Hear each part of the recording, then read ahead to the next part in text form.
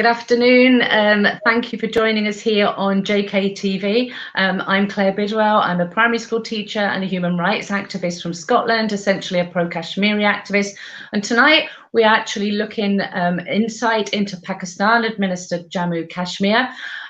We work for human rights as a global movement, and essentially we were aware of this issue because of the illegal occupation by the Indian Army with the revocation of 370-35A, where they removed the status of the people of Indian occupied Kashmir, the horrendous human rights abuses that are going on there with regards to the rapes and the killings and the unmarked graves and the military siege are incomparable. However, what we recognise in here is a disputed territory, that Kashmiri's voice from anywhere in the state of Kashmir all need to be heard and all need to have a say. So with Azad Kashmir, who are very much part in the Kashmiri, so of course they're part of this, want to be able to speak for themselves. They want to be able to speak for their brothers and sisters in Indian occupied Kashmir. They want to be able to speak for the leaders that are imprisoned illegally in Azad Kashmir. So we want to look more into what's happening in Azad Kashmir, and as raising awareness, be able to share that outwards to the international community and bring it to the attention of people that know nothing about the issue. So I'm delighted today to be here with Shams Rehman. Shams Rehman is a radio presenter and a researcher and is involved with the Kashmiri issue for a long time. So good afternoon, Shams. How are you? Fine, thank you. Thank you, Claire. You're very welcome. Nice to have you here. So Shams, I think it would be a good idea to start, please. Can you tell us what Azad Kashmir is, where it is, how it's formulated, how anything that you can share with people that would know nothing, that haven't even heard the name Kashmir and would like to know more about Azad Kashmir? Hi, yes, Claire. Yeah, that I think that's a good starting point. Okay, I will try to be very simple and brief, because otherwise it's very easy to slip back into history and takes hours to come back. So that's why I will take some help from these maps, map technology. So first let's see where Kashmir is, and for people who don't know about that, that is where Kashmir is. This is Pakistan, this is India, and that is Kashmir. This whole is Kashmir state. The full name is Jammu and Kashmir, Gilgit, Baltistan, Ladakh. These days, some people insist that you use the full name, but generally it's called Kashmir. So this is Indian controlled. That dotted line under this is Indian controlled, and then above that is Pakistani controlled. So that's where the state of Kashmir is. Now, if you look at this next map here, now these are the four parts of that state. The state which I just shown, that is currently divided into these four parts. This is Gilgit-Baltistan.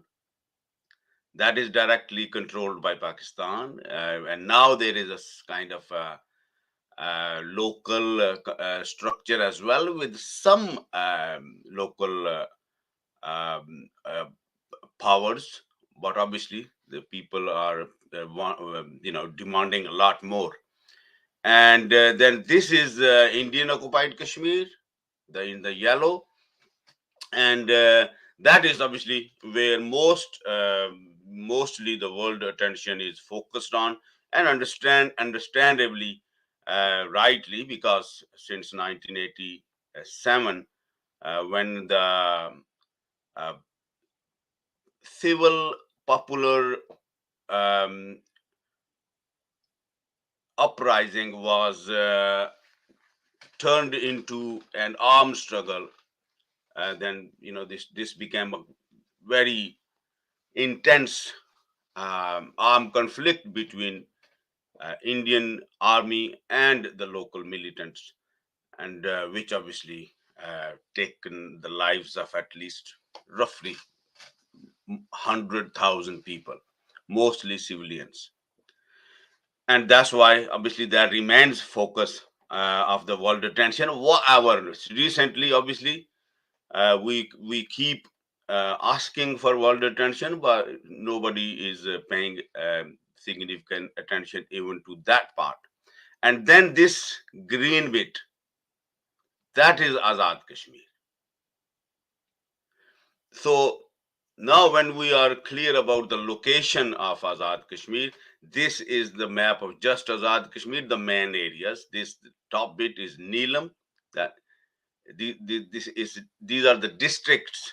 It's organized into different districts. So this is Neelam, this is Muzaffarabad, Bagh, Poonch, Sudnauti, Khotli, Mirpur, and Bhimber. So that is what Azad Kashmir is. Now, if I tell you briefly how it was formed, and then maybe I will take few minutes. It was formed formally, we can say, on 4th of October 1947, when a faction of one of the political parties existed then, the Muslim Conference. One faction of that declared this independent government of Azad Kashmir. They called it provisional government or transitory government. But the idea of Azad Kashmir is about a couple of years older than that. For the first time, this idea was presented in the annual convention of Mazdoor Kisan Conference, the Workers and Peasants Conference. That was the third party formed in Jammu Kashmir before the division. The other two were National Conference and Muslim Conference. This was the third force. And they coined this term Azad Kashmir. And one of the gates, made for the entrance, one of the entrance gates called Azad Kashmir. And this was 1946, April 1946, I think. But then within couple of months, in June 1946, Jammu Kashmir Muslim Conference also passed a resolution named Azad Kashmir. So the concept of Azad Kashmir then was that Maharaja can stay as the ruler of the state. State will not accede either to India or to Pakistan, but will have friendly relationships with both of the new dominions. But obviously, things did not evolve to that direction.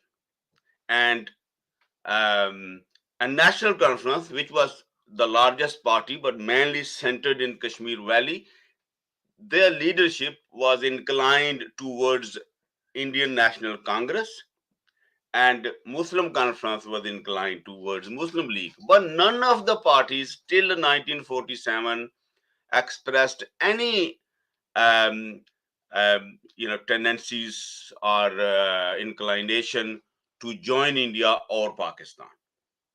Actually, on 12th of August 1947, the ruler of Kashmir, then Maharaja Hari Singh, asked both India and Pakistan to sign a standstill agreement that the arrangement which he had with the British should continue with the two new countries. Obviously, it did not work. I mean, Pakistan agreed, but within about a couple of months, the Pakistani tribal started entering Kashmir, claiming that the Muslims were in danger. And then obviously Maharaja asked Indian army to come in, and then the Pakistani army went in, and it became an all-out war. But the government of Azad Kashmir, which was declared on 4th of October, it was then reorganized on 24th of October. And since then, and it was very resourceless, very basic structure of government, just people, very little equipment, very little institutional basis. but gradually it evolved, and it was commonly used as and was described as the base camp for the freedom of Kashmir.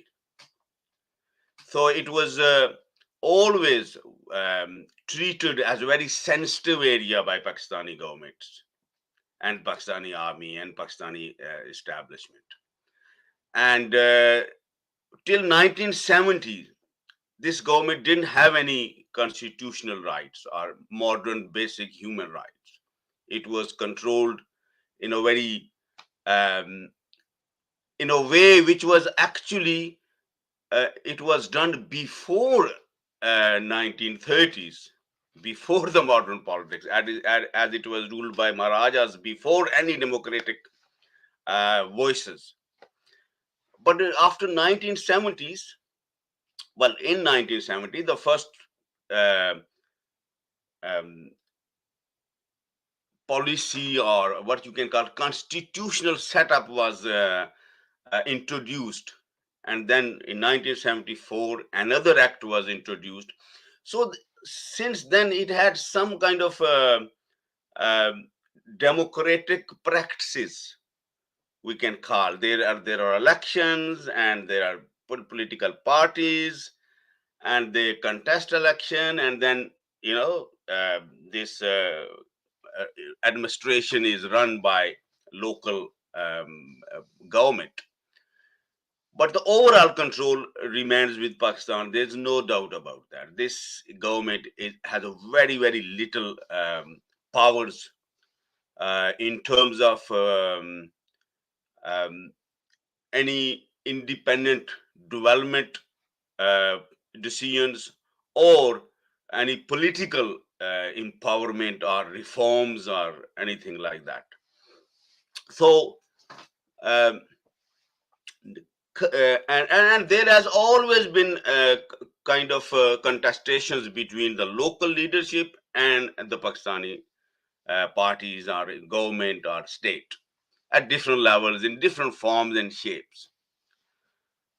But the majority of people always kind of bought this argument that because um, we have to liberate Kashmiris from the Indian occupation, therefore we have to be very, very careful about how we protest in this part of Kashmir, or how we challenge any injustices by Pakistani rulers, of course, not people, rulers. And uh, so because of that, whenever there was any movement for independent Kashmir, or any movement that challenged the way Pakistan treats this part of Kashmir, even local people became very restless, and they became critical of that movement, saying that this will damage the real cause, and that is the freedom of other side of Kashmir. Therefore, uh, it was seen as uh, not something desirable to have pro-independence type of voices or politics in here.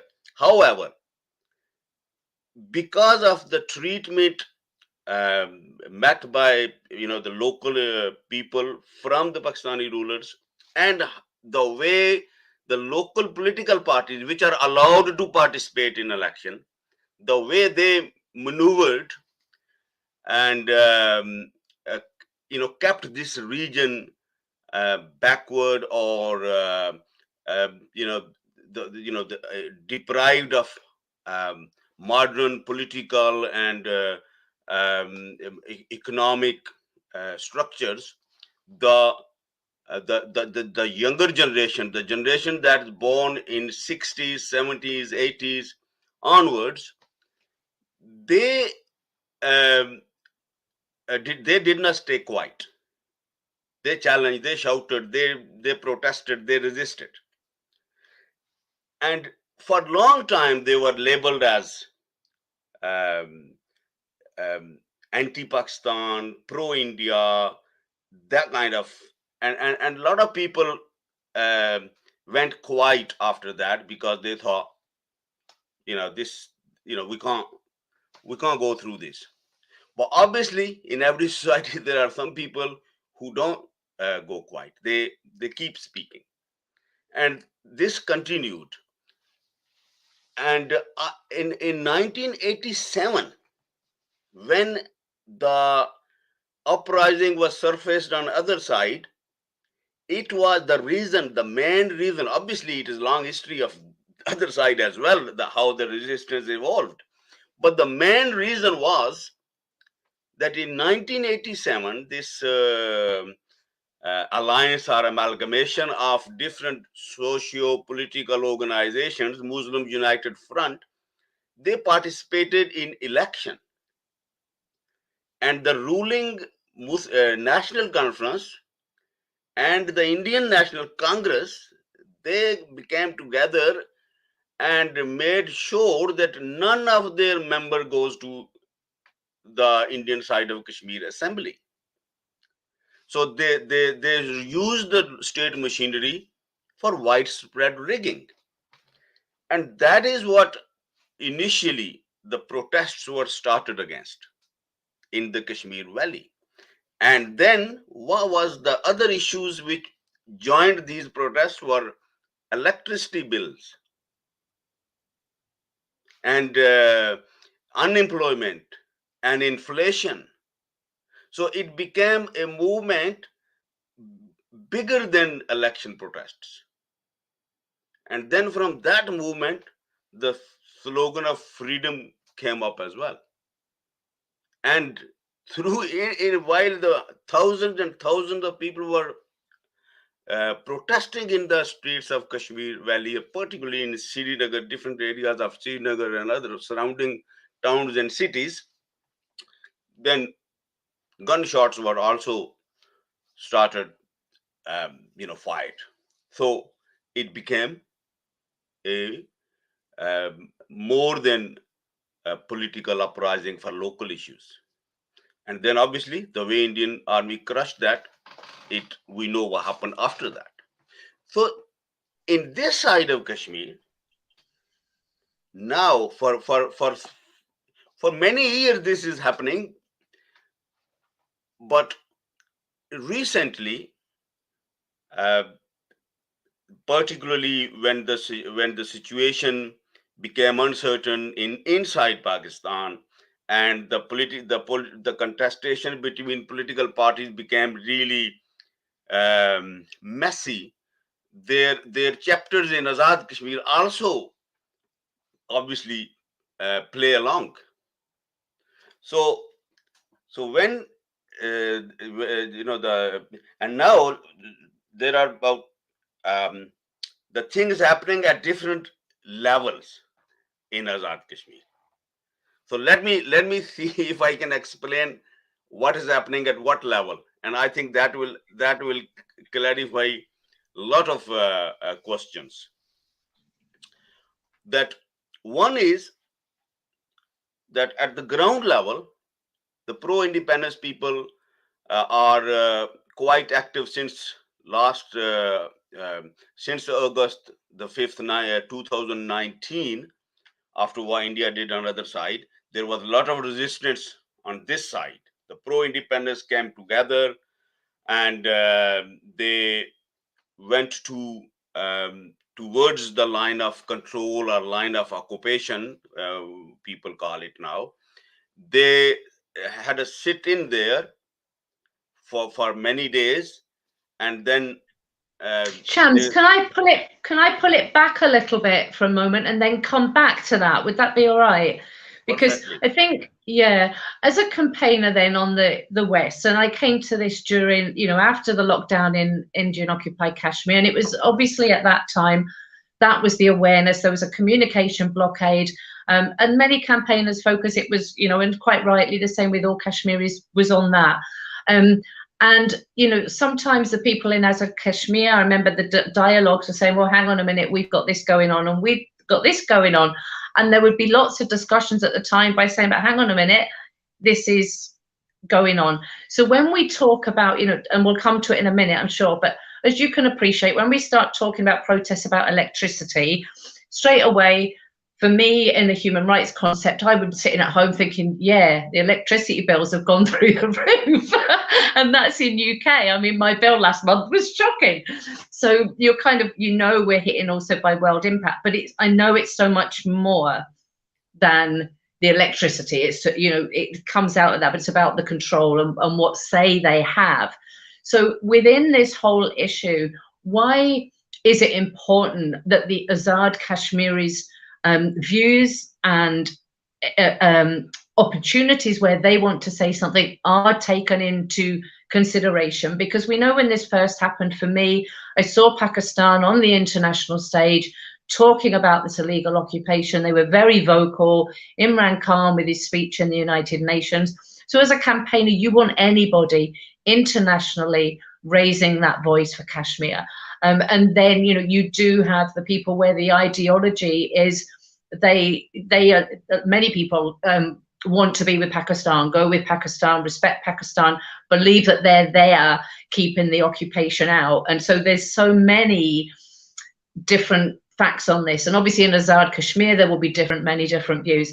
But so we've seen now the Azad Kashmiris, the independent, the nationalist ones, rising for more of a voice, for more to be heard. So why is it important, Shams, that their views are taken into account and they are listened to and not just deemed as propaganda or anti-Pakistan or it's very much let Kashmir decide.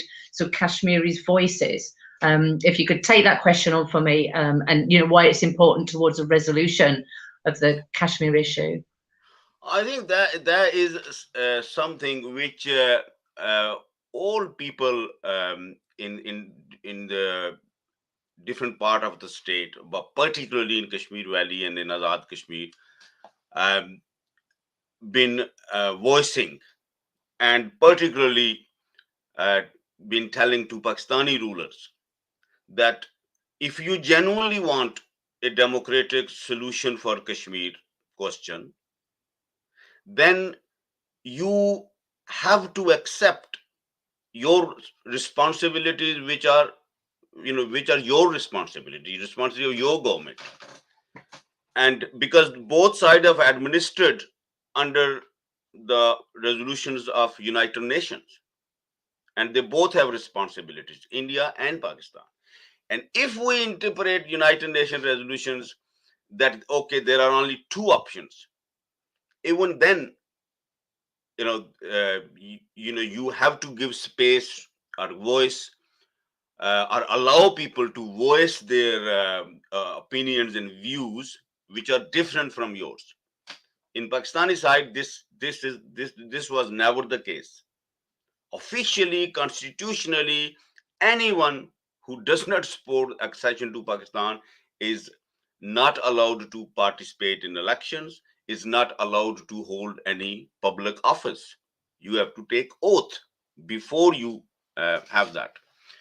So people argued that, look, at an international level, you can't win support if you are treating Kashmiris under your control or administration like this. And if Gilgit-Baltistan, even they were treated even worse than Azad Kashmiris. So that is why it is very important that even now, if Pakistan officially declare that they are willing to accept whatever decision Kashmiri people made in a free and fair referendum through either under United Nations or through some other arrangement which is based on the template provided by United Nations. Obviously, it's up to local leadership how they come to any conclusion, if they do. So even then, there is then Pakistan has a moral right or a moral or political argument. Never mind morality. The political argument they have that yes, we are accepting people's choice. India should do the same. But obviously, because they don't do that, therefore they are lobbying at international level does not really attract much support So that is one reason that they should do that. Secondly, by forcing people through these kind of measures, that only certain people can be allowed to express their voices, never works. It did not work in Bangladesh. It is not working in Sindh. It is not working in Balochistan. It's not working in Pakhtunkhwa. It's not working in Punjab. It won't work in Azad Kashmir or Gilgit. It does not work in Indian states where India um, um, apparently had better record of democratic space. They gave more space to people in India, not in Kashmir. Even there, it did not work. And now what BJP Yeah, government? I mean, it's very important that this is the whole thing of this issue, is that Kashmiri's voice are there and supportive countries. What we would love to see is them helping them create a platform to be able to speak. Would you very briefly, just really briefly and in layman's terms, allude please to the 15th Amendment that is looked at being come in? So very briefly what it is and what it would mean for the area if that did come in. Thank you. So basically, at the moment, three processes are going in Azad Kashmir: the Azadi Dharna, the public protests against daily life issues, and the 15th Amendment. So 15th Amendment basically is to, in one word, in one sentence, is to restore the powers of Kashmir Council. Kashmir Council was an institution created in 1974, I think, through 1974 Act, headed by the Pakistani head of state. And it was basically responsible to collect taxes and make a lot of administration decisions. It has more actually powers and responsibilities than the Azad Kashmir government. And the Azad Kashmir government was basically had very little powers in administration or in tax collection or any financial decisions. But through 13th Amendment, the Kashmir Council was abolished. And some powers were given direct to Pakistani Prime Minister, and the rest was taken back and given to Azad Kashmir government. For example, tax collection and some other administration and local decisions. And all the taxes which was collected during the council time were taken by the council, and then Azad Kashmir government was from time to time given a percentage of that, but obviously under very sometimes very interesting conditions. So that some and so will be posted and so will be appointed. So these kind of situation existed, and now because the council is gone, so local government council was gone in 2018, and in last 2-3 years, when I spoke to different people in the Azad Kashmiri bureaucracy and judiciary, I did few programs with them as well, and they say certainly it improved the economic standing of Azad Kashmir government, because they had more finances. How they use it, the corruption, that is different, obviously, debate. But they certainly had access to more resources. But now, even since this 13th Amendment, there were efforts made by different quarters to restore that. But obviously, the government of Raja Farooq as the Muslim League, they resisted to it. And now, because it is ruled by PTI government, there is another letter has come from the Kashmir Ministry. Kashmir Ministry is a ministry of Pakistan which deals with Kashmir issues. It's currently headed by Mr. Kaira I forgot his full name, but he belonged to Pakistan People's Party. So he wrote a letter to the Chief Secretary of Azad Kashmir. Chief Secretary is also always Pakistani. No Azad Kashmiri can be Chief Secretary of Azad Kashmir. So he wrote to the Chief Secretary that by such and such date, I want you to give me three names, name of three people from Azad Kashmir who will sit with the three people we have already appointed from different ministries of Pakistan to finalize the 13th Amendment or relationship between Pakistan and Azad Kashmir government. And then obviously this was a kind of secret letter, and then it was leaked. And then there are some proposed amendments also circulating. But there is no, they're not really available to elected members of Azad Kashmir Assembly. And then there was a movement, there was a resolution against that tabled by ex-Prime Minister, and it is very unlikely that they can approve this, because to approve it, you need 2/3 majority within Assembly, which PTI government does not have it. But interesting aspect of this is, which I think, which makes it really suspicious, or which makes it like it is not coming from anywhere else, it's local politicians and Pakistani politicians are playing games, is that this letter came from Mr. Kaira, who belongs to Pakistan People's Party, who is in the ruling coalition in Pakistan. And in Azad Kashmir, their party and the Muslim League Noon, they are protesting against this. So they can directly tell Mr. Kaira, what are you doing? Why you want this? But instead of doing that, they are mobilizing people against the PTI government in Azad Kashmir.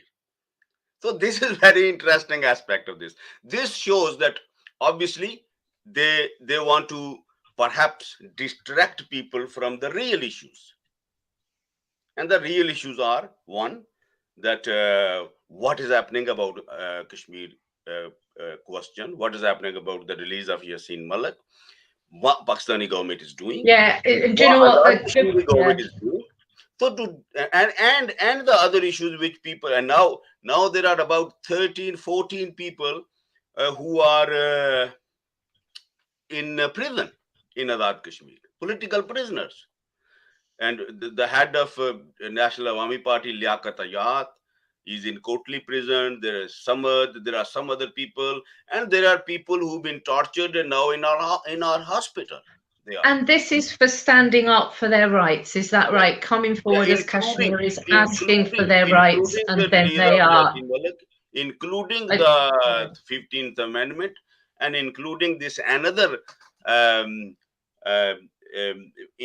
very unusual step is being taken by PTI government of Azad Kashmir to create a tourism authority. There is already tourism department. And in this new tourism authority, they propose that in its makeup, there will be 2 representatives from Pakistan Army.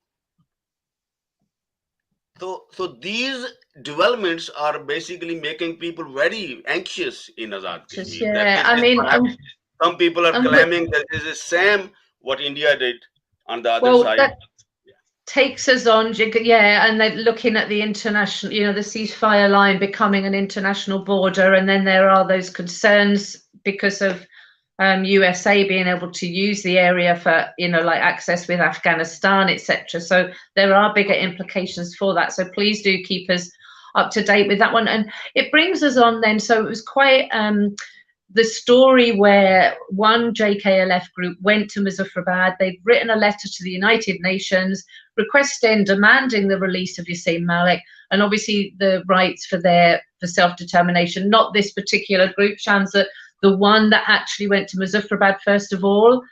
This one you're showing pictures of was the march to the ceasefire line. So off they went to Muzaffarabad with their letter. So there's have the sit down, not the sit down, but waiting the night before the peaceful protest, before they took their letter to United Nations. Can you then again, just as briefly as you can, tell us, then what unfolded, and then analyze why you think that happened, if you would? Well, what I know from here is that that first sit-in was kind of ended because Pakistan Prime Minister told protesters that I'm going to UN and I'll do. You only have me on the screen, Shams. Are you able to bring up you as well? Looks like I'm a ventriloquist. There we are. Okay. Yeah, so that was like the Pakistan Prime Minister will do it, so you don't stop this and blah blah. So obviously Pakistani Prime Minister made speeches and nothing happened. And then the business was as usual in Azad Kashmir.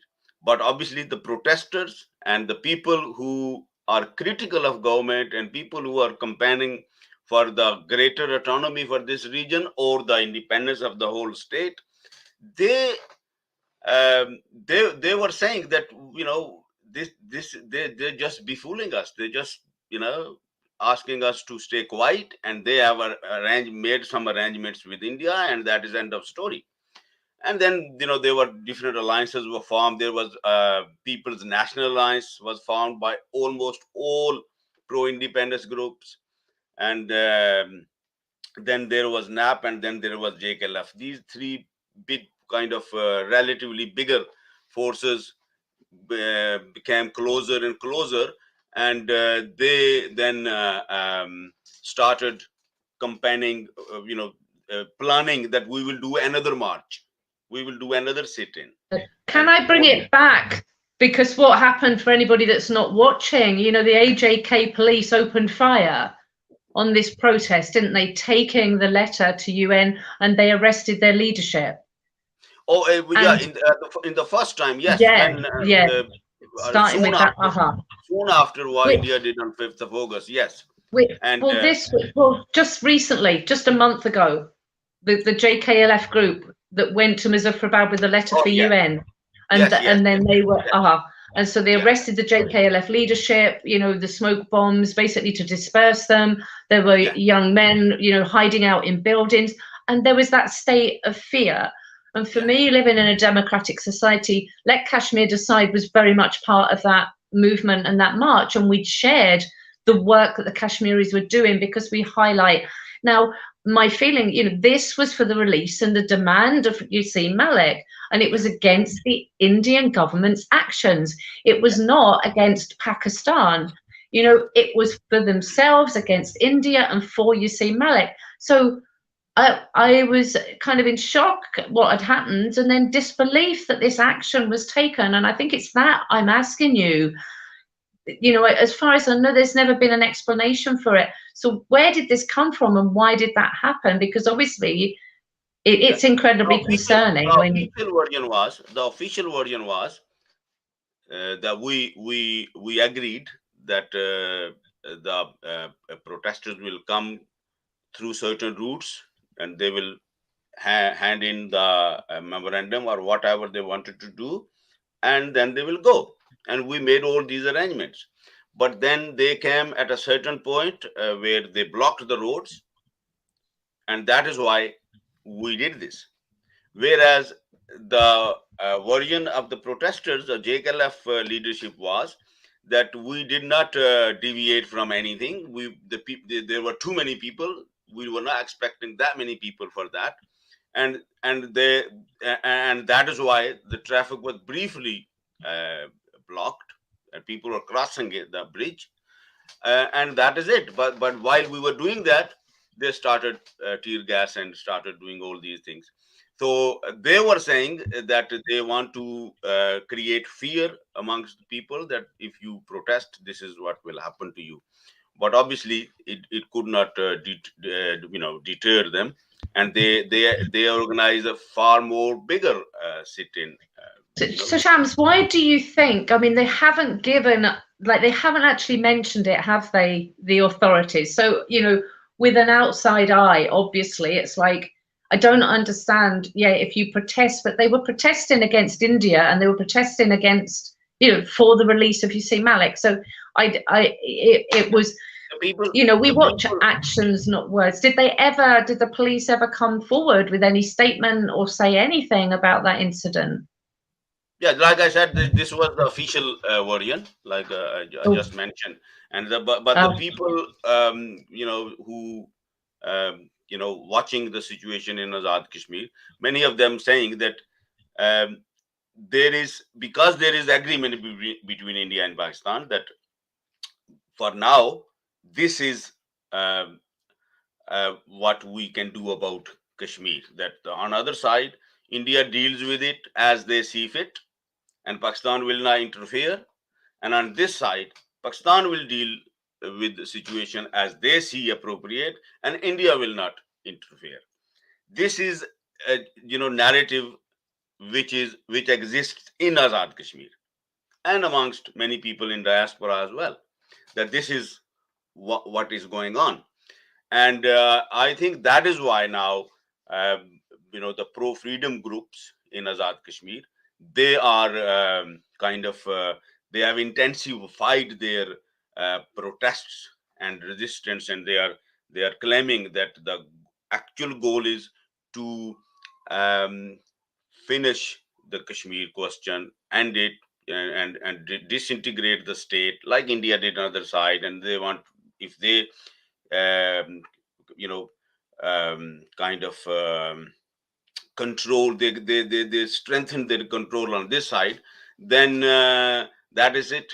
End of Kashmiri problem, end of Kashmiri identity, end of Kashmiri state. That is why the main demands of the current recent sit-in were the release of Yasin Malik, the release of Jammu Kashmir state, and and withdrawal of all armies from the state.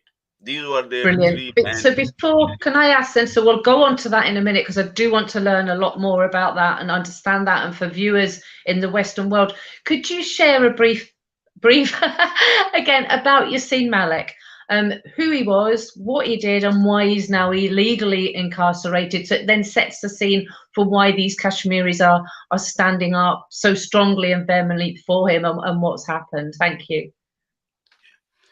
Yeah, Yasin Malik, he emerged as one of the um, key young leaders from the resistance movement, which was kind of surfaced in 1987.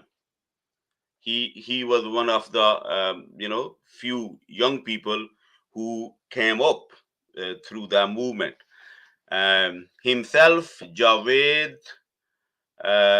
Sheikh Hamid, and Ashfaq Wani.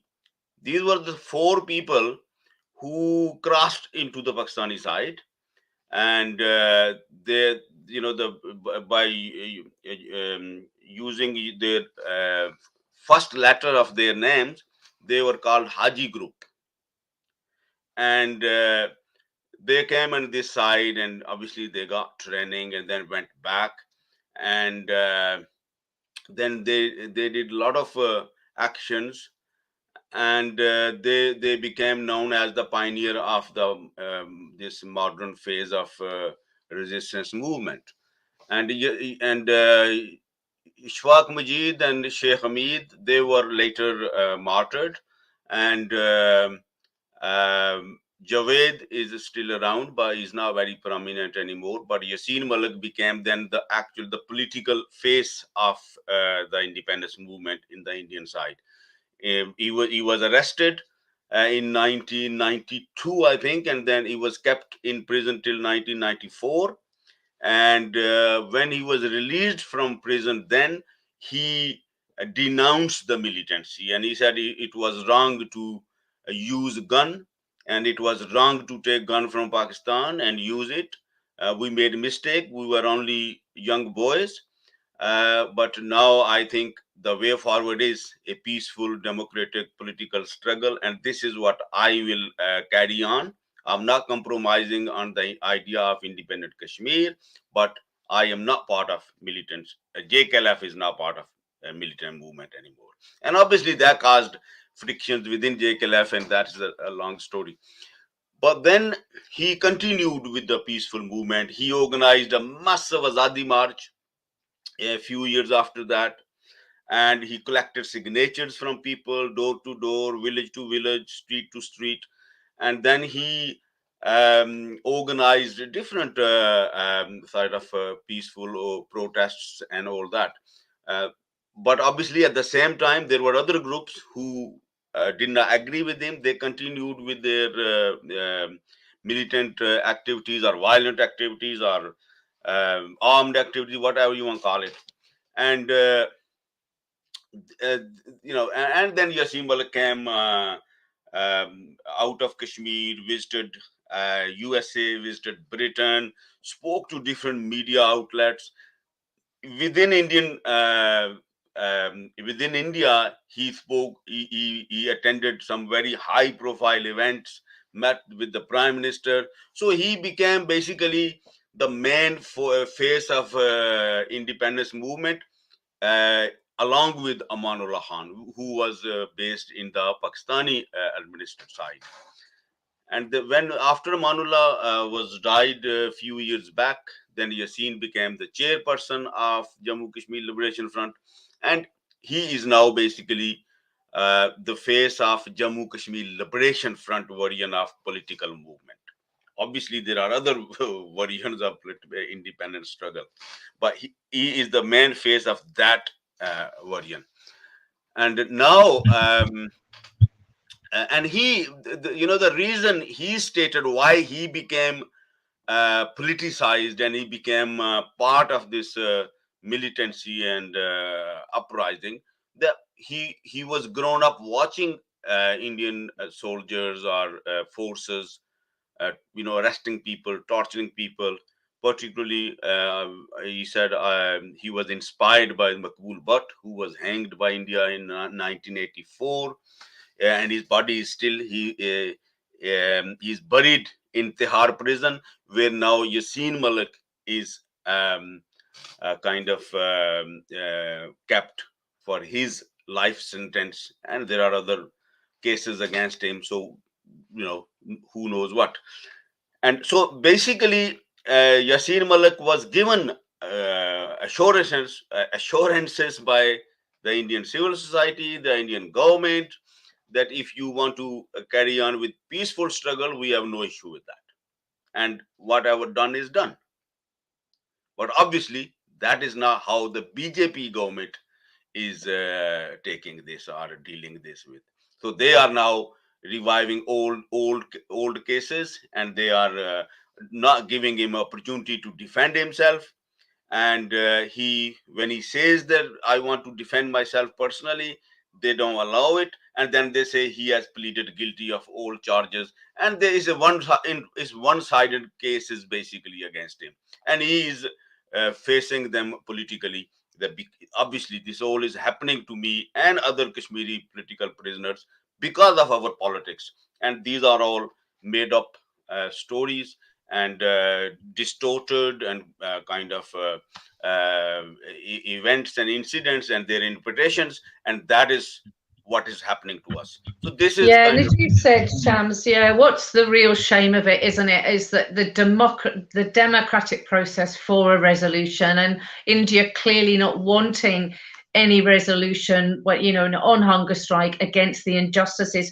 So after the march to Muzaffarabad and people handing in the demand for his release, and then dispersed by the AJK authorities, there was concern then because there was a sit-in due to be held at the ceasefire line at Tetranote, however you say it. Sorry, I can never say it right.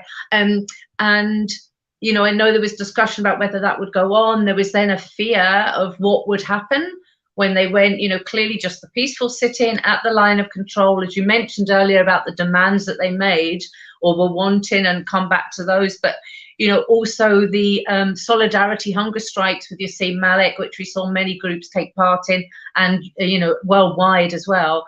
So can you tell us some more then about the background, or this march that then set off to ceasefire, because it's quite monumental. And sadly, we don't have that international awareness for it yet. And that's something we want to try and help, bring out, because this line of control is a cruel divide for families. It's a brutal area where we've seen, hundreds killed. That, again, all the ammunition and the money that's spent there is coming out of, Pakistan's economy, out of India's economy. And so people, citizens are suffering. And this is where in our world and peace. So we've seen, the Berlin Wall come down historically between divides. And there's obviously that desire for Kashmir to breathe a bridge of peace. Let's get that ceasefire line down.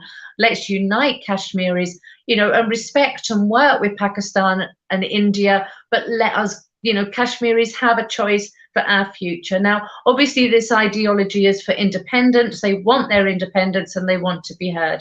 And as we know, freedom of voice, civil liberties, whatever somebody's ideology was, they need to be able to share that and exercise it. So if you could share some of this with us and what's happened and those demands and take us through that, that would be great. Thank you.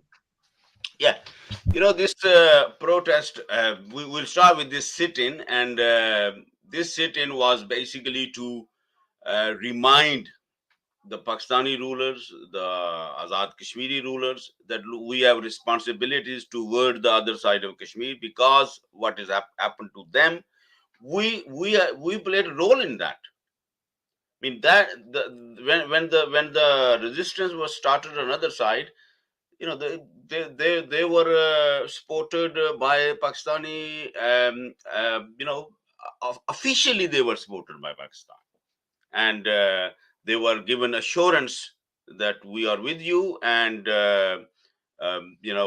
we will support your struggle in any form and shape we could. But and then they obviously forgot about them. And this side of Kashmiris were particularly those who were part of JKLF and their ideology. They were, trying to remind Pakistanis and Azad Kashmiris that you can't just, wash your hands from what is happening to them. And we have to stand up. We have to speak for them. We have to do, and really, genuinely, we have to make efforts, not just speeches. We ended our last sit-in because we were given assurance that something will be done at international level and in the UN, but nothing concrete has come out of that. So therefore, we have no other option but to start our protests on the ground, and that's why they mobilize people. And interesting aspect of that is that for the first time, there are a large number of women from Azad Kashmiri society have become part of this movement. Historically, it was all male phenomena, and women were kind of either not allowed from their families to be part of this, or if they tried, the organizations didn't have support space for women. So patriarchy and misogyny was one of the kind of aspects. But gradually, people have kind of learned and moved on, and particularly because the wife of current leader of Azad Kashmiri Zone, Dr. Tukir Gilani, is also very active part of this campaign, Taira Tukir, and she has worked, I think, for years to encourage and engage different women from different regions, and people like Nusrat Karachi, and there are other women activists in Azad Kashmir. PNP was the kind of pioneer in bringing in engaging Kashmiri women in political movements. So now it's a significant space for created for Kashmiri women, and they have created it by themselves, and they were big part of this sit-in in Tetri Note. And I have some photos which I wrongly showed before. This is when the Taira Tukir was speaking. This is one of the I think this was 4th or 5th days of the sit-in. And this is again a picture from there. So um, and I have some videos जो गायब भी है हाजिर भी जो मंजिल yeah. So God, where is it gone? So what I was saying that in this sit-in, there were participation was a lot wider than traditional college boys or those who just finished their colleges. This was wider public. There were wider public participation this time, and after about 6 days, they ended their sit-in because of weather and also because of this spread of protests in entire Azad Kashmir about the other daily life issues and the suppression and oppression by the local state machinery. And there are people who are claiming that now their people forces from Pakistan are also called in. I have no evidence yet, but some people are claiming on social media and sharing some pictures of armed personnel with balkalavas and all that. So there is some kind of the situation in Azad Kashmir is really uh, um, changing and changing very alarmingly. And it seems that the government, current government of Azad Kashmir and the opposition of Azad Kashmir, they are not concerned about where things can go. They are concerned mainly about their own party politics, and they are creating this kind of situation in Azad Kashmir, and perhaps many of them are so untouched. They are not in touch. They are not aware of the situation on the ground. They are, I think, living at a other level, like many rulers do. They think everybody is happy with us. They think situation is not bad. There are because there are advisors around them who tell them, and it is so absurd that when the clashes happened in Poonch, and the tear gas and baton was charged on the protesters, and people were injured and people were arrested and all that, the spokesperson of Prime Minister of Azad Kashmir was saying on social media that nothing happened. This is all fake news because these are old pictures from somewhere else. And I was thinking, my God, which planet this guy is living on? I mean, there used to be this tactic used to be a very effective tactic in the past before social media and when media was controlled by state. There was one or two TV channel, one or two radio stations, and what our government wanted, whatever news they wanted to release, they will go. Otherwise, any other narrative will be squeezed.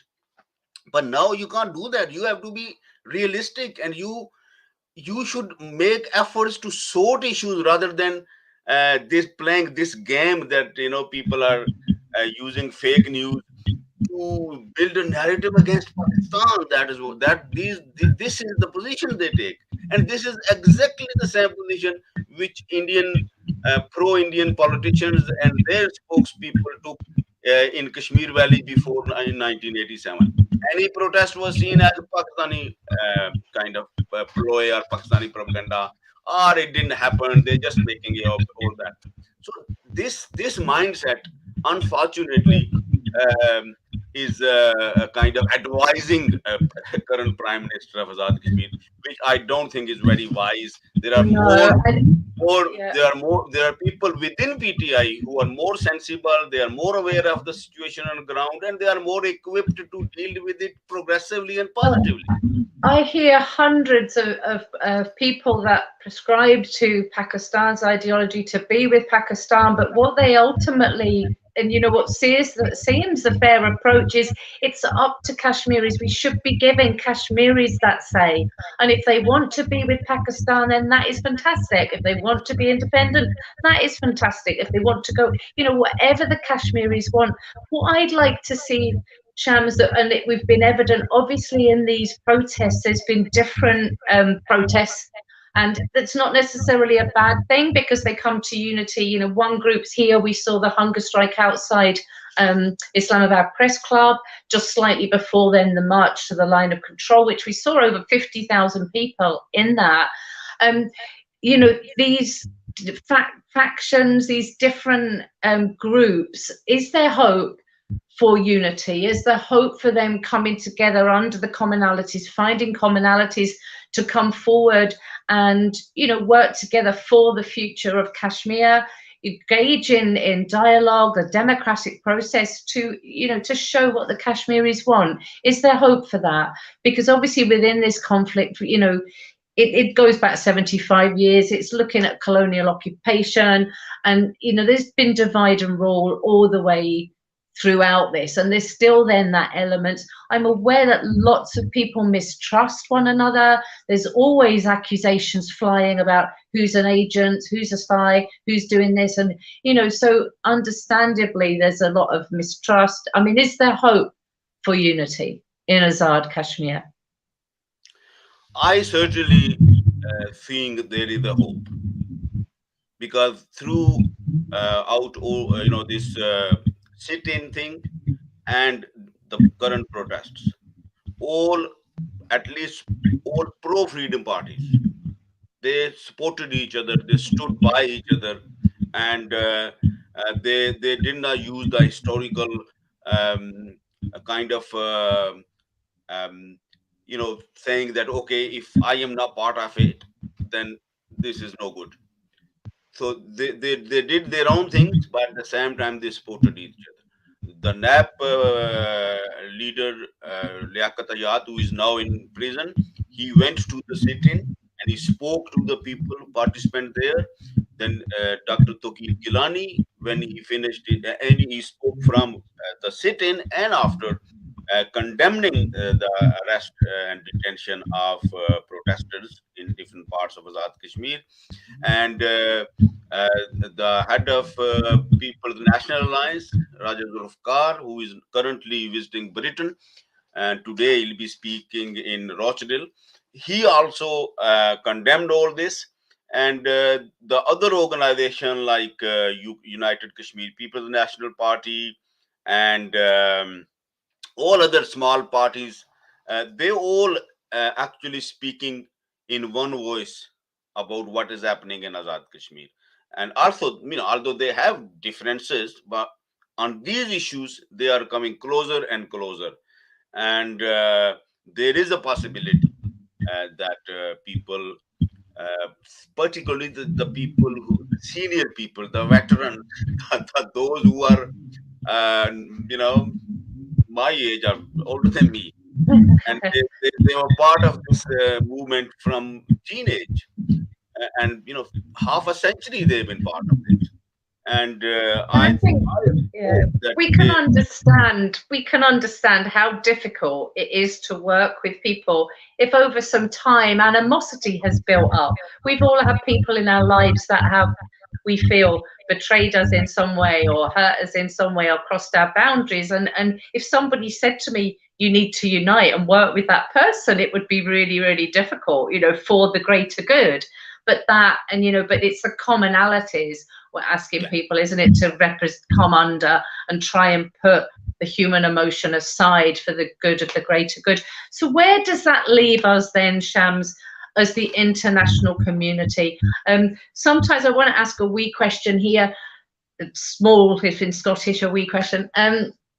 how we sometimes worry at Let Kashmir Decide, we're trying to raise this awareness, but sometimes we have a concern that could we possibly sometimes be making things worse, because we're quite a unique movement in terms that we stand with the voice for Kashmiris, and it's not anti-Pakistan and it's not anti-India, it's pro-Kashmiri, it's pro-human rights, it's pro-resolution.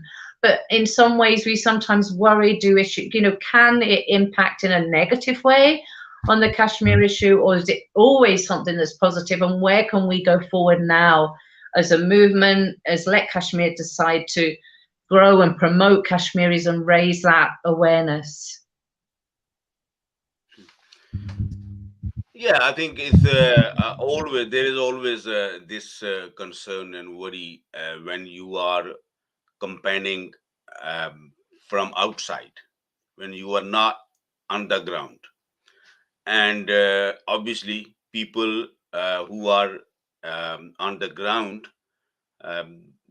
because there is not only political differences, but there are geographical divisions, and and the people who are controlling different parts, the states, the forces, they are different.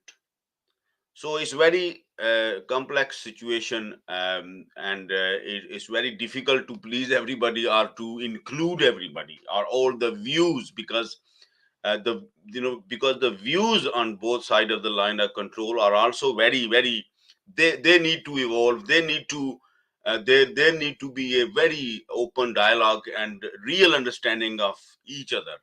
And then when they become closer, then people who are outside, they can support both, and they become stronger as well. The voices at international level, of the activists also can become stronger.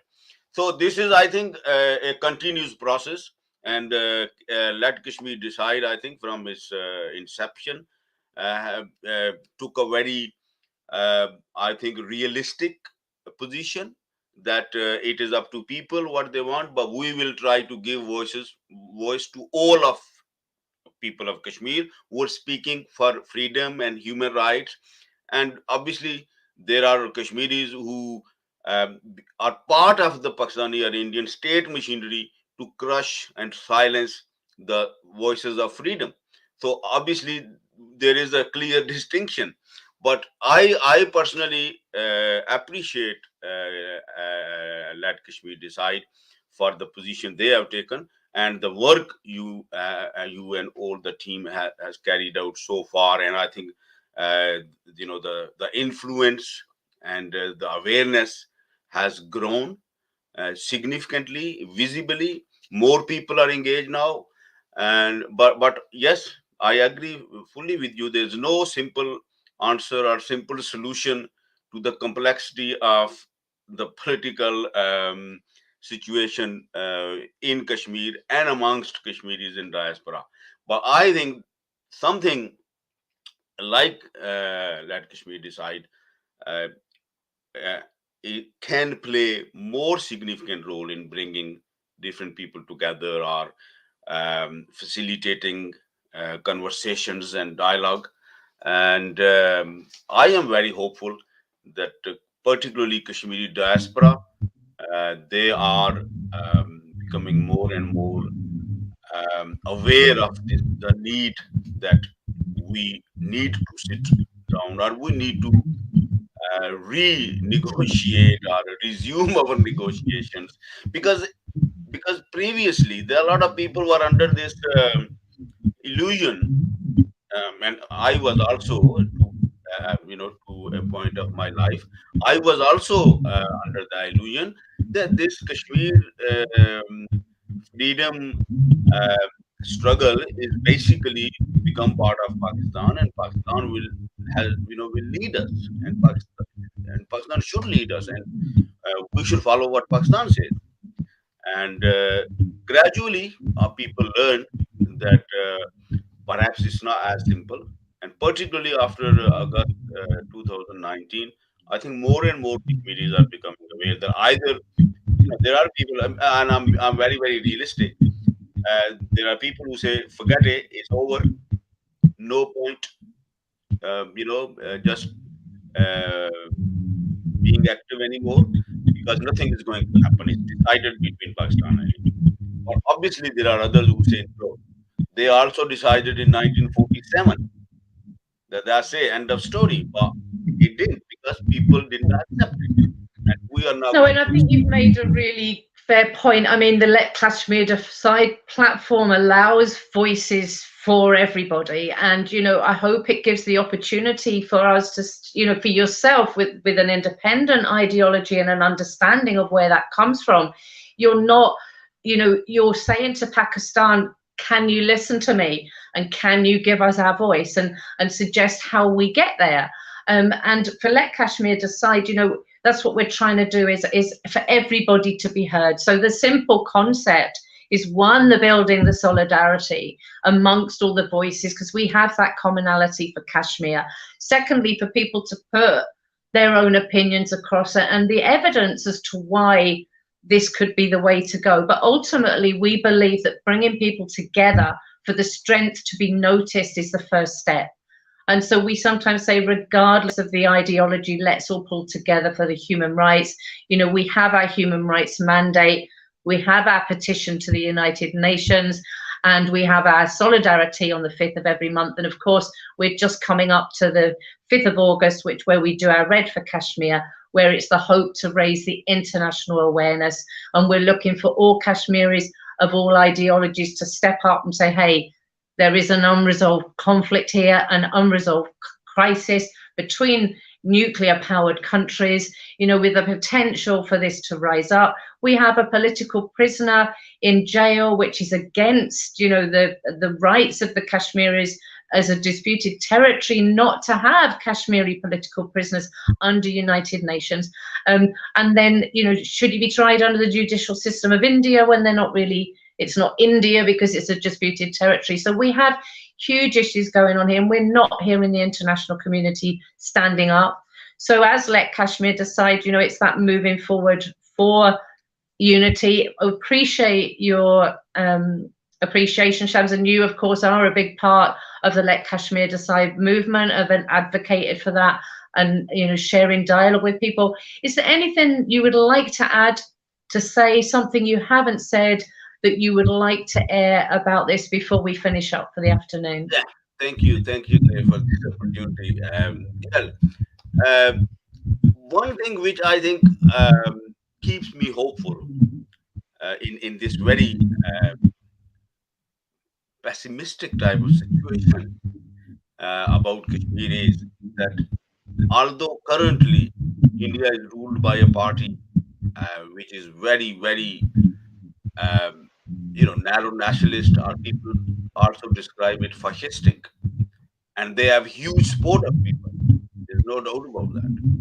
And the critical voices within India about Indian issues are silenced in so many ways, and not many people speak up. Never mind speaking up about Kashmir, they don't speak up even the issues within India. And also on the Pakistani side, the voices which usually speak up for issues like Kashmir, they also now more careful. Don't know what label will be kind of given to them. But at the same time, I think there are the people in different Indian states and people in different provinces of Pakistan. I think they are learning more and more that they all have to show solidarity for each other. There is a contestation between within India and Pakistan, that either there are forces who will defend Pakistan no matter how much violation they will do in Balochistan or in Pakhtunkhwa or in Sindh, and criticize India no matter how, even if they do anything good, and vice versa. But now I think voices in different regions of South Asia are perhaps conditions are forcing them, that our rulers are the problem, not the people. So I think when more and more people understand this, perhaps there is a better South Asia, and people who, if through social media, if people communicate with each other more, understand each other more, there can be an alternative South Asia, which is not extremist, which is not violent, which is not suppressive, which is not exploitative. There is that hope. And therein lies the hope, doesn't it? And it's the same for us in the UK. They'll talk about sometimes the government get the people they deserve, but actually when we look at our governments, hang on a minute, do we really deserve this? So they're selling their narratives, they're doing whatever. So the power does lie within the people, and internationally, I believe, as well as within India, or whether they are. And it's about human rights, and it's about dignity and civil liberties and freedom of voice for everybody, and respecting all. So the hope, Shams, as you say, is that this has been going on for 75 years. It's not a favourable time in Indian occupied Kashmir right now for people to speak up. But it doesn't mean they're silenced permanently. They're being careful.